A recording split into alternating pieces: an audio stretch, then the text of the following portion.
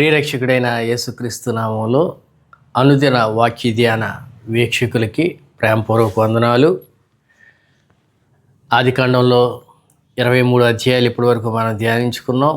ఈరోజు ఆదికాండం 24వ అధ్యాయాన్ని మనం చూసినట్లయితే, అబ్రహాము బహుకాలం గడిచిన వృద్ధుడై ఉన్నాడు. ఆ వృద్ధాప్యంలో దేవుడు అన్ని విషయాల్లో తనను ఆశీర్వదించినటువంటి పరిస్థితి. అయితే తన భార్య తనకు దూరం అయింది. ఇక తన కుమారుడి విషయమై బాధ్యత తీసుకోవాల్సినటువంటి అవసరత తన మీద ఉంది. ఆ విషయంలో తన పెద్దదాసుడైనటువంటి ఎలియాజర్ని అబ్రహాం పిలిచి తన తొడ కింద ఎలియాజరు చేయి పెట్టి ప్రమాణం చేయమని చెప్తున్నాడు. ఏ విషయం గురించి ప్రమాణం చేయమని చెప్తున్నాడు అంటే, తను నివసిస్తున్నటువంటి కనాను దేశంలోంచి ఒక స్త్రీని తీసుకొచ్చి తన కుమారుడికి వివాహం చేయడం కాదు, కానీ తన తండ్రి దేశం నుంచి, తన బంధువుల మధ్యలో నుంచి ఒక కుమార్తెను తీసుకొచ్చి తన కుమారుడికి ఇచ్చి వివాహం చేయాలి. ఈ విషయమై ఆకాశం యొక్క భూమి యొక్క సృష్టికర్త అయిన దేవుని తోడని ప్రమాణం చేయమని చెప్పి ఎలియాజర్ తోటి అబ్రహాం చెప్తున్నటువంటి మాట చూడండి. తొడ కింద తన చేయి పెట్టి ప్రమాణం చేయటం ఏంటని చెప్పి మనకు ఆశ్చర్యం కలగవచ్చు. నేటి దినాల్లో మనం చూస్తాం, ప్రమాణం అంటే చేతిలో చేసి చెప్తూ ఉంటాం.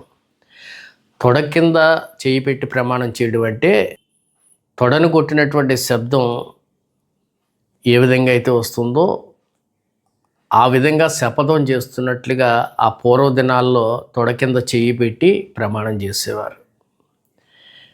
కాబట్టి అబ్రహాము తన పెద్దదాసుని ప్రమాణం చేయమన్నప్పుడు ప్రమాణం చేస్తూ ఆ పెద్దదాసుడు అంటున్నాడు, అయ్యా, ఒకవేళ ఆ దేశం నుంచి ఈ దేశానికి ఆ కుమార్తె రావడానికి ఇష్టపడకపోతే, ఒకవేళ నీ కుమారుణ్ణి అక్కడ తీసుకువెళ్ళమంటావా అని అడుగుతున్నాడు. అయితే అబ్రహాం అంటున్నాడు, లేదు లేదు, అలా చెయ్యొద్దు. నన్నే దేవుడు నా స్వజనుల నుంచి, నా దేశం నుంచి ఇక్కడికి తీసుకువచ్చి దీనిని నాకు స్వాస్యంగా, ఈ కనాను దేశాన్ని నాకు స్వాస్యంగా ఇస్తానని చెప్పి దేవుడు వాగ్దానాన్ని చేస్తే, నా సంతానానికి తరతరాలు దీన్ని స్వాస్యంగా ఇస్తానని చెప్పి వాగ్దానాన్ని చేస్తే, నా కుమారుణ్ణి అక్కడికి తీసుకువెళ్ళడానికి వీలు లేదు అనేటువంటి విషయాన్ని ఇక్కడ చెప్తున్నాడు. పరలోకపు దేవుడగు యెహోవా నీకు ముందుగా తన దూతను పంపిస్తాడు కనుక నువ్వు అక్కడి నుంచి నా కుమారుడికి ఒక కుమార్తెని తీసుకుని వస్తావు. ఒకవేళ అక్కడి నుంచి ఆ కుమార్తె ఈ దేశానికి రావడానికి ఇష్టపడకపోతే, నువ్వు చేసేటువంటి ఈ ప్రమాణం వల్ల నీకు ఎటువంటి నష్టము ఉండదు అని చెప్పి అబ్రహాము తేటగా ఎలియాజర్ తోటి, తన పెద్దదాసుడితోటి చెప్తున్నటువంటి సంగతి ఇక్కడ కనపడుతుంది. చూడండి, అబ్రహాము దేవుడు అన్ని విషయాల్లో తనను ఆశీర్వదిస్తున్న కొలది దేవునికి మరింత సమీపంగా ఉంటున్నాడు. దేవుణ్ణి మరింతగా సంతోషపెడుతున్నాడు.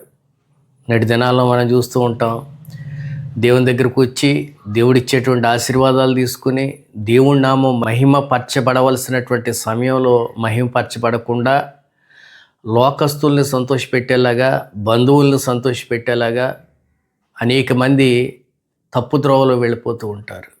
అందుకే ఆశీర్వాదాలు నిలిచిపోతాయి, సంతోషం కరువైపోద్ది విశ్వాసుల జీవితాల్లో.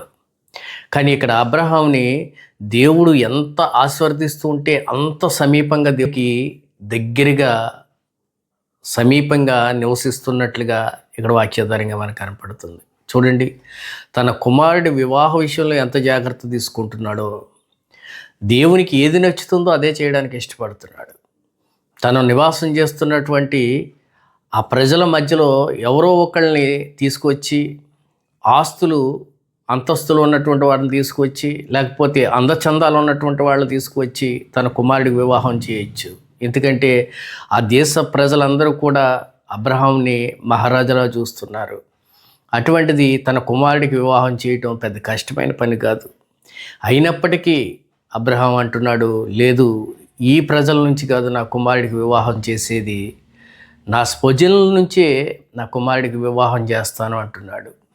అంటే చాలామంది అన్యాచారాల్లోంచి దేవుళ్ళలోకి వచ్చి దేవుడిచ్చేటువంటి ఆశీర్వాదాలు తీసుకుని వారి బిడ్డల్ని చిన్ననాటి నుంచి కూడా దేవుడి కృపలో పెంచి వివాహాలు చేసేటువంటి సందర్భంలో ఏదో మంచి ఉద్యోగం ఉందనో, లేకపోతే వారికి మంచి ఆస్తులు ఉన్నాయనో, లేక వాళ్ళకి మంచి పలుకుబడి ఉందనో, వాళ్ళ భవిష్యత్తు చాలా బాగుంటుందనే ఆలోచనలతోటి దేవుణ్ణి పక్కన పెట్టేసి దేవుడిచ్చినటువంటి ఆశీర్వాదాలను మర్చిపోయి అన్యాచారాల్లోకి మరలా అడుగుపెట్టేసి దేవుడికి ఇష్టం లేనటువంటి వివాహాలు చేస్తూ అనేక మంది తరువాత దాని నష్టాన్ని చవిచూసేటువంటి పరిస్థితి. వాళ్ళకి ముందు కనపడకపోవచ్చు, ప్రస్తుతానికి బాగానే ఉండొచ్చు, కానీ అది దేవుని చిత్తం కాదండి. చీకటితో వెలుగుకి పొత్తి ఉంటే అని చెప్పి దేవుడు అడుగుతున్నాడు.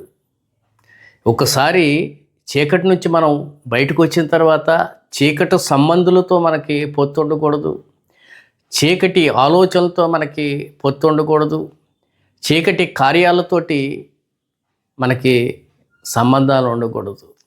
కానీ ఈ లోకాన్ని చూసినప్పుడు అది ఎంతో రమ్యంగా ఉంటుంది.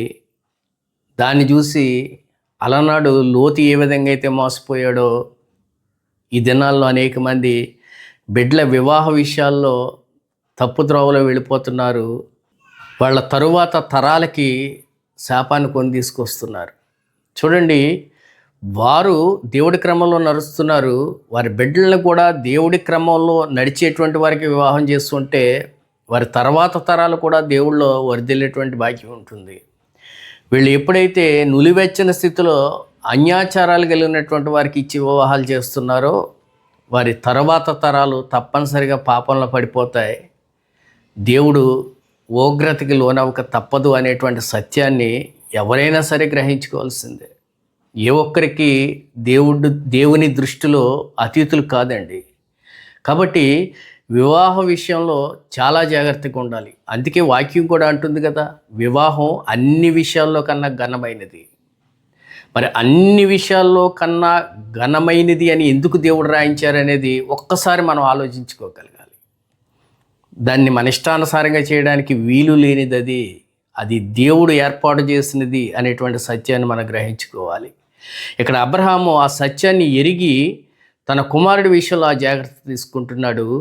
అయితే ఎలియాజరు ఆ అబ్రహాము యొక్క మాట చెప్పున అబ్రహాం దగ్గర ఉన్నటువంటి 10 ఒంటెలు తీసుకుని, అబ్రహాం దగ్గర ఉన్నటువంటి శ్రేష్టమైనటువంటి వాటిలో కొన్ని వస్తువులు తీసుకుని ఆ రోజే ప్రయాణమయ్యి అబ్రహాం యొక్క స్వదేశానికి బయలుదేరి వెళ్ళాడు. ఎలియాజరు నాహోరు పట్టణానికి చేరుకున్నాడు. సాయంకాలం అయిపోయింది. సాయంకాలం నీళ్లు చెదుకోవటానికి ఆ పట్టణస్థులు బావిల దగ్గరికి వచ్చేటువంటి సమయం. ఒక బావి దగ్గరికి చేరాడు. ఆ బావి దగ్గర తన ఒంటెల్ని మోకరింపజేశాడు అని చెప్పి అక్కడ వాక్యంలో రాయించబడి ఉంది. చూడండి, ఒంటెల్ని మోకరింపజేయడం అంటే మామూలు విషయం కాదండి. అక్కడ ఒంటెల్ని మోకరింపజేసి తరువాత ఎలియాజరు మోకరించి ప్రార్థన చేస్తున్నాడు.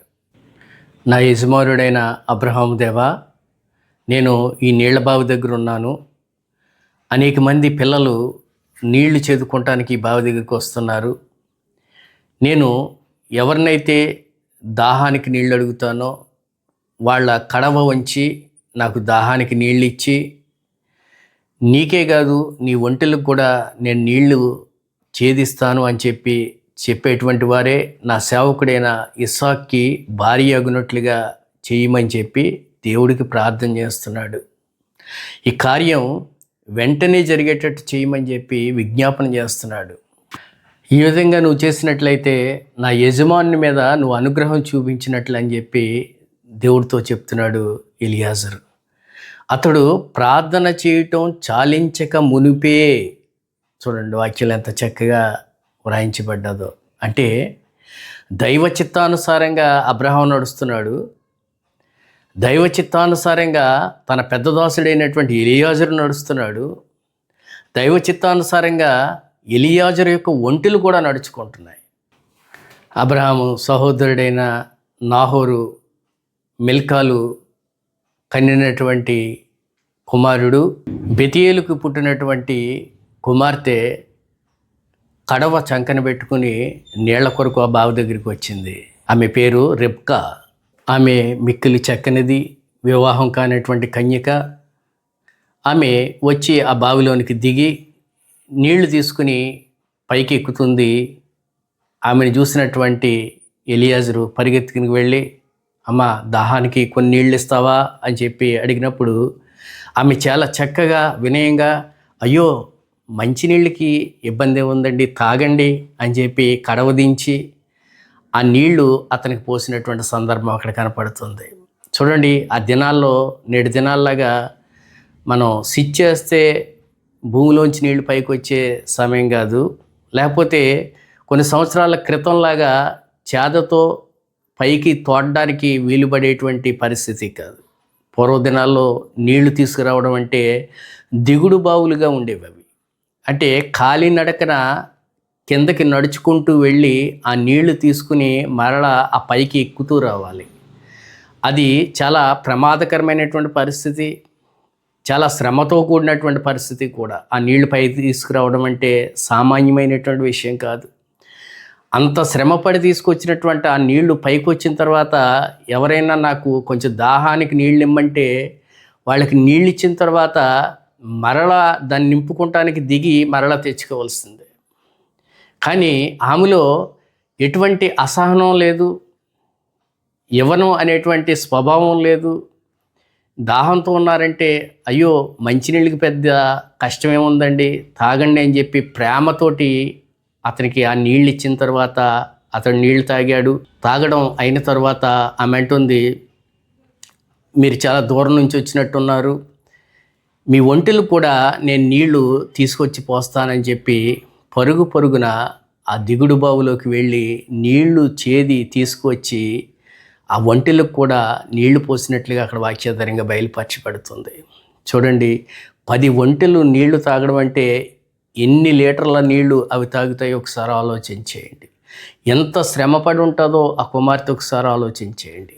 ఆ యవ్వన కాలంలో ఉన్నటువంటి ఆ బిడ్డ ఇతరుల విషయంలో ఎంత వినయం కలిగి ఇతరులకి సహాయం చేసేటువంటి స్వభావం ఆమెలో ఉందో మనం అర్థం చేసుకోవచ్చు. దేవుడి ఏర్పాటు, దేవుడి ప్రణాళిక, దేవుని ఉద్దేశం ఎంత ఉన్నతంగా ఉంటాయనేది ఈ సందర్భాలని మనం ధ్యానిస్తున్నప్పుడు మనకు అర్థమవుతుంది. తరువాత ఎలియాజరు రెబ్కా వైపు తేరి చూచి తన దగ్గర ఉన్నటువంటి అరతులం ముక్క కమ్మె బంగారపుది, అలాగే 3 తులాల బంగారపు గాజులు ఆమెకిచ్చి, నువ్వు ఎవరి కుమార్తెవి, మేము ఈ రాత్రి బస చేయడానికి మీ ఇంటి దగ్గర స్థలం ఉన్నదా అని చెప్పి అడుగుతున్నారు. ఆమె అంటుంది, నేను నాహోరు కుమారుడైన బెతియేలు కుమార్తెని అని చెప్పగా, అప్పుడు రెబ్కా అంటుంది, మా ఇంటి దగ్గర చాలా గడ్డి, ఆ పశువులకు కావాల్సినటువంటి మేత, బస్ చేయడానికి కావాల్సినటువంటి స్థలము, మీకు కావాల్సినటువంటి ఆహారము అన్నీ సమృద్ధిగా ఉన్నాయి, మా ఇంటికి రండి అని చెప్పి ప్రేమతో వారిని ఆహ్వానిస్తున్నట్లుగా అక్కడ వాక్యాధారంగా కనపడుతుంది. ఎలియాజరు తల వంచి దేవుడికి మొక్కి, నా యజమానికి కృపను సత్యమును చూపట మానలేదు, నా యజమాని కుమారుడికి భార్యను సిద్ధపరిచే విషయంలో నేను త్రోవలో ఉండగానే దేవుడు ఇంత గొప్ప కార్యం జరిగించారు అని చెప్పి దేవుడిని స్తుతిస్తున్నట్లుగా అక్కడ కనబడుతుంది. రెబ్కా పరిగెత్తుకుని పోయి తన ఇంటికి వెళ్ళి తన ఇంటి వారితోటి జరిగినటువంటి ఈ సంఘటన అంతా వివరించింది. రెబ్కా చెప్తున్నటువంటి ఈ మాటలు తన సహోదరుడైనటువంటి లాబాను వింటున్నాడు. తన సహోదరి చేతిలో ఉన్నటువంటి ఆ గాజులు, ముక్కునున్నటువంటి ఆ బంగారపు కమ్మి చూసి వెంటనే ఆ బావి దగ్గర ఉన్నటువంటి ఎలియాజర్ దగ్గరికి వెళ్ళి, దేవుని చేత ఆశీర్వదించబడినవాడా, ఇక్కడే నిలిచిపోయేవే, లోపలికి రమ్ము అని చెప్పి ఆహ్వానిస్తున్నాడు. ప్రేమతో తన ఇంటికి ఆహ్వానించి తన ఒంటికి కావలసినటువంటి మేతని, వసతిని సిద్ధపరిచి, అలాగే ఆ ఎలియాజర్కి కావాల్సినవన్నీ కూడా సమకూర్చి భోజనానికి ఆహ్వానిస్తున్నటువంటి పరిస్థితి అక్కడ కనపడుతుంది. అయితే ఎలియాజర్ అంటున్నాడు, నేను వచ్చిన పని మీతో చెప్పక మునుపు భోజనం చేయను అని చెప్పి చెప్తున్నటువంటి సందర్భం కనపడుతుంది. నేటి దినాల్లో మనం కూడా చూస్తూ ఉంటాం కదా, వివాహ విషయమై మాట్లాడడానికి వెళ్ళినప్పుడు అది కుదిరిన తర్వాత భోజనాలు చేస్తాంలే అని చెప్పి అంటూ ఉంటారు. ఇది లోకానుసారమైన విషయం అయి ఉండొచ్చేమో, కానీ ఇక్కడ ఎలియాజరు కూడా ఇదే మాట చెప్తున్నాడు. నేను వచ్చిన పని చెప్పి తరువాత భోజనం గురించి ఆలోచిస్తాను అంటున్నాడు. కుదిరితే భోజనం చేద్దాం, కుదరకపోతే చేయకుండా అక్కడి నుంచి వెళ్ళిపోదాం అనే ఉద్దేశంతో ఎలియాజరు మాట్లాడుతున్నట్లుగా మనకు కనపడుతుంది.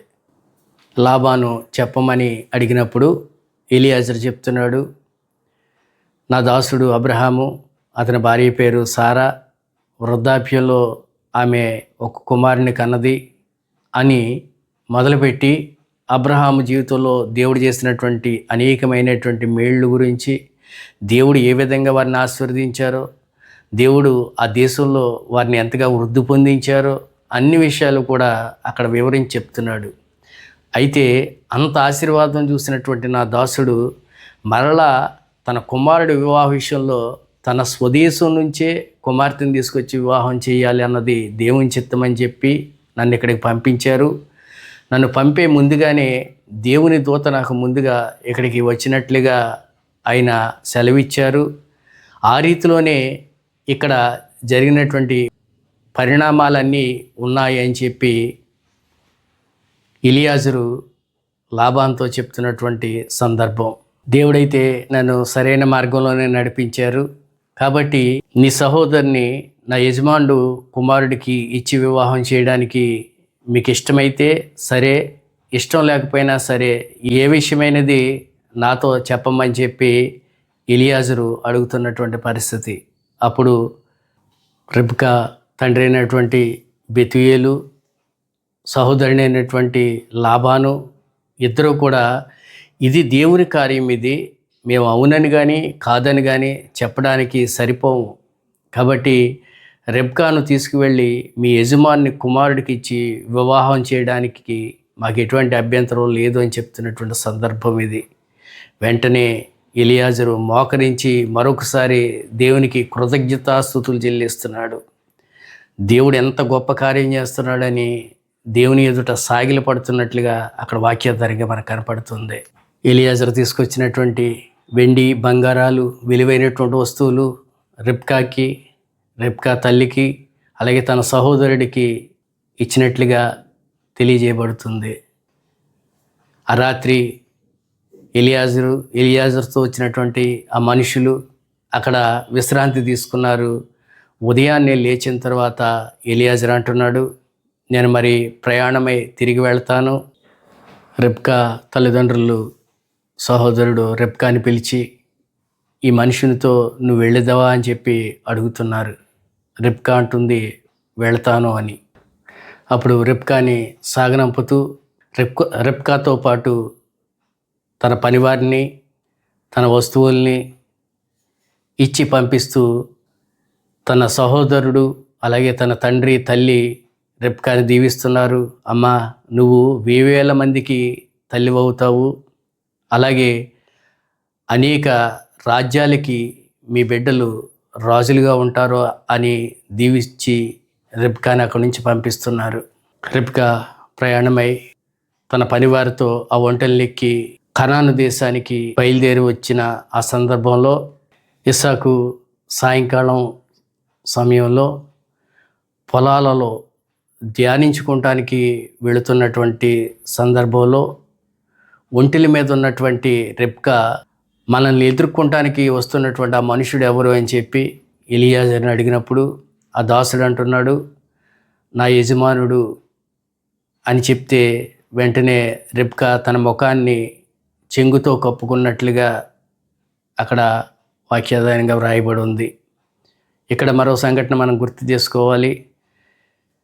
ఇస్సాక్కి ఎంత గొప్ప అలవాటు ఉంది అంటే సాయంకాలం వేళ పొలాలలో ఏకాంతంగా ప్రార్థన చేసుకునేటువంటి గొప్ప అనుభవం ఉంది. అటువంటి మంచి ప్రార్థనాపరుడు ఇస్సాకు కొరకు దేవుడు అందుకే ఇంత గొప్ప ప్రణాళిక ఏర్పాటు చేసినట్లుగా, ఇంత చక్కనైనటువంటి కుమార్తెని సిద్ధపరిచినట్లుగా కూడా మనకు అర్థమవుతుంది. ఇస్సాకుతో తన దాసుడు ఎలియాజరు చెప్తున్నాడు, జరిగినటువంటి సంఘటనలన్నీ తన తండ్రి ఇక్కడ నుంచి ఆ దేశానికి పంపించిన ప్రయాణం అంతట్లో, అలాగే ఆ దేశంలో జరిగినటువంటి సంఘటనలన్నింటినీ తన యజమానుడికి వివరించి చెప్పిన తర్వాత తీసుకొచ్చినటువంటి రెబ్కాని సారా ఉండేటువంటి గుడారంలోనికి తీసుకువెళ్ళి దించినట్లుగా మనకు తెలియజేయబడుతుంది. తర్వాత ఇస్సాక్కి రెబ్కాకి వివాహం జరిగించారు. ఆ వివాహాన్ని బట్టి అంతవరకు ఇస్సాకులో ఉన్నటువంటి దుఃఖం ఏమిటంటే తన తల్లి తనను విడిచి వెళ్ళిపోయింది అనేటువంటి బాధ. ఆ బాధ నివారణ అయ్యింది అని చెప్పి వాక్యం ద్వారా అక్కడ తెలియజేయబడుతుంది. ఎప్పుడైతే వివాహం అయిందో, వివాహమైనటువంటి తన భార్యని బట్టి తన తల్లిని తను మరిచేటట్లుగా దేవుడు చేసినట్లుగా అక్కడ మనకు కనపడుతుంది. ఈ అధ్యాయం అంతటిని మనం ధ్యానించినప్పుడు అబ్రహాము నీతి మరొకసారి మనకు కనపడుతుంది. అబ్రహాము దేవుని ఎడల కనపరుస్తున్న భయభక్తులు మనకు కనపడుతున్నాయి. అబ్రహాము దేవుడికి ఎంత విధేయుడిగా ఉన్నాడో మనకు కనపడుతుంది. వివాహ విషయంలో ఎంత జాగ్రత్తగా నడుచుకోవాలో అబ్రహాము మనకి నేర్పిస్తున్న సంగతులు కనపడుతున్నాయి. అలాగే వివాహ విషయంలో తండ్రి వివాహం చేసే వరకు కూడా ఇస్సాకు పరస్త్రీల వైపు చూడకుండా ప్రార్థనాపరుడుగా తన జీవితాన్ని తను పవిత్రంగా కాపాడుకుంటున్నటువంటి సంఘటనలు మనకు కనపడుతున్నాయి. అలాగే దేవుడు సిద్ధపరిచినటువంటి స్త్రీతోటే తన వివాహం చేసుకోవటానికి ఇష్టపడినట్లుగా ఇస్సాకు జీవితం కనపడుతుంది. ఇలాగ అనేక సంగతులు ఈ అధ్యాయం ద్వారా దేవుడు మనకు బయలుపరుస్తున్నారు. ఈ కొద్దిపాటి మాటలు దేవుడు దీవించునుగాక.